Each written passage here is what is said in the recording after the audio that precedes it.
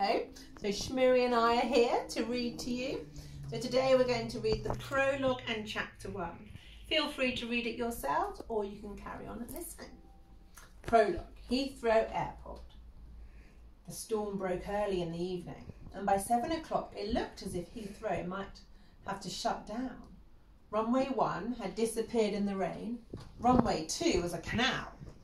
Half the planes had been delayed and the other half was circling hopelessly above the clouds, waiting their turn to land.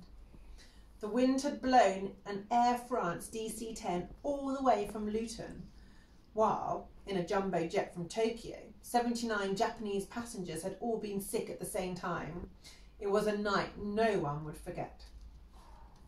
The green Mercedes reached the airport at exactly 7:30. Skidding round a corner and spraying water over 2 traffic wardens, a porter and a visitor from Norway. Swerving across the road, it missed a taxi by inches and rocketed into the car park of Terminal 3. The electric side window slid down and a hand with a signet ring and the initials GW entwined in gold reached out to pluck a parking ticket from the machine. Then the car jumped forward again, shot up 3 ramps with the tyres screaming and crashed into a wall. £10,000 worth of metal and paintwork crumpled in on itself. The engine died. Steam hissed from beneath the bent and broken bonnet. The cars of the door opened and 3 people got out. The driver was a short, bald man. Next to him was a woman in a fur coat. The back seat had been occupied by a 12-year-old boy. "You told me to park on the 4th floor," the man screamed. "The 4th floor!" "Yes, Gordon," the woman muttered. "But this car park's only got 3 floors," the man moaned. He pointed at the wreck of his car. "And now look what's happened." "Oh, Gordon," the woman's lips quivered. For a moment she looked terrified. Then she blinked. "Does it really matter?" she asked. The man stared at her. "You're right," he exclaimed. He laughed out loud. "It doesn't matter at all. We're leaving the car here. We'll never see it again." The man and the woman rushed into each other's arms, kissed each other, then grabbed their luggage, which the boy had meanwhile taken out of the boot. They had only 2 suitcases between them, and these looked as if they'd been packed in a hurry. Part of a pink silk tie, a striped pyjama leg and a frilly shower cap were poking out of one side. "Come on," the man exclaimed, "let's go." But just then there was a flash of lightning, an explosion of thunder, and the 3 of them froze, alone in the middle of the dimly lit car park. A plane roared past overhead. "Oh, Gordon," the woman whimpered. "It's all right," Gordon snapped. "She's not here. Keep your hair on. We're going to be all right. I keep my hair on except I packed it." "Come on, we've got to get the tickets," the boy said. And without waiting for his parents, he began to walk towards the lifts. 10 minutes later, the family were queuing up at the British Airways ticket desk.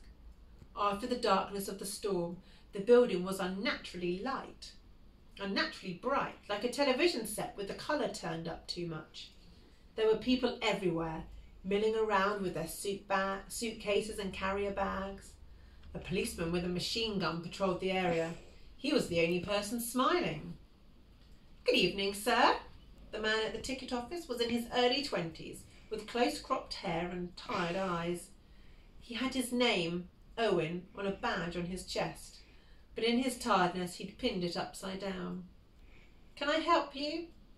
"You certainly can, Nemo," the man said, squinting at the badge. "I want 3 flights." "3 flights, sir," Owen coughed. He'd never seen such nervous-looking passengers.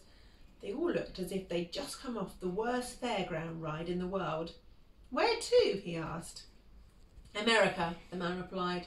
"Africa," the woman said at the same time. "Australia," the boy exclaimed. "Anywhere," the man said, "just as long as it leaves soon." "And it has to be far away," the woman added. "Well, sir," Owen swallowed, It would help if you actually knew where you wanted to go.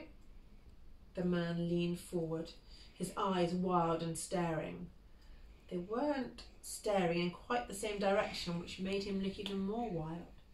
His clothes were expensive, tailor-made, but the ticket salesman couldn't help noticing he dressed in a hurry. His tie was crooked, and more surprisingly on the wrong side of his neck. "I just want to go away," the man hissed, "before she gets here."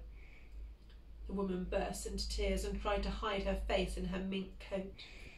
The boy began to tremble.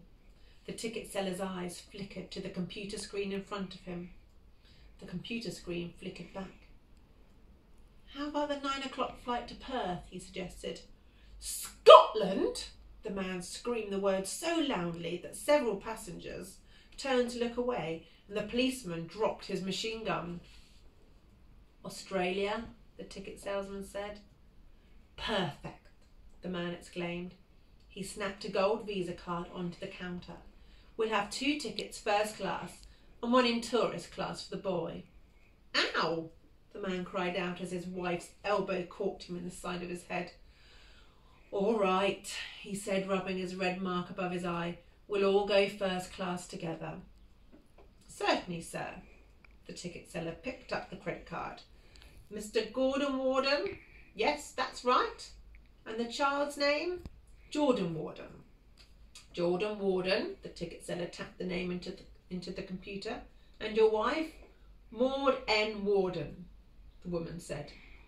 "Gordon Warden, Jordan Warden, Morden Warden. Right." He tapped some more buttons and waited as the machine spat out 3 tickets. "Check in at desk 11, and it'll be gate 6 for boarding Mr. Warden." 5 hours later, British Airways flight 777 took off for Perth in Western Australia. As the plane reached the end of the runway and lurched upwards into the swirling night and rain, Gordon Warden and his wife sank back into their first-class seats. Mr. Warden began to giggle. "We've done it," he said in a quivering voice. "We've beaten her." "How do you know she's not on the plane?" his wife asked. Mr. Warden sat bolt upright. "Stewardess," he called, "bring me a parachute." Just across the aisle, Jordan strained in the soft half-light to get a sight of the other passengers. Had they really done it?